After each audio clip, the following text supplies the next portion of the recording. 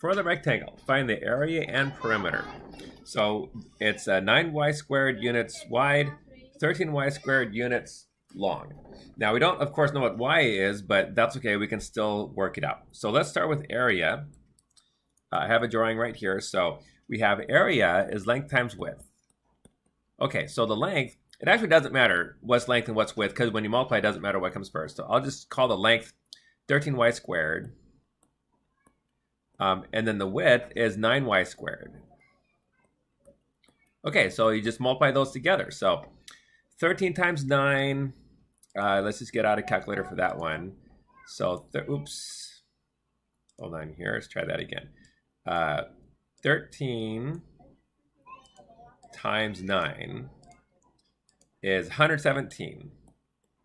Okay, and then y squared times y squared, that's 2 plus 2, y to the 4th. So 117 y to the 4th. That's the area. So type that in, 117 times y exponent 4. Okay, oop, let's do lowercase y. All right.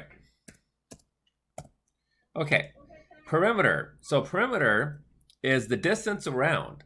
And so we have 4 sides. So if you want, you can do, this side is 9y squared. The top side is 13y squared. So it's just 9y squared plus 13y squared plus 9y squared plus 13y squared.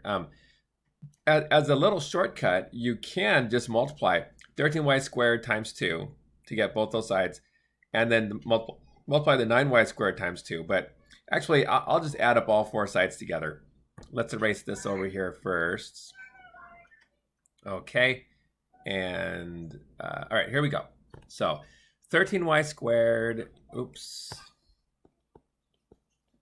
13y squared plus 9y squared plus 13y squared plus 9y squared. Just add up all 4 sides together. So in other words, 13 plus 9 plus 13 plus 9.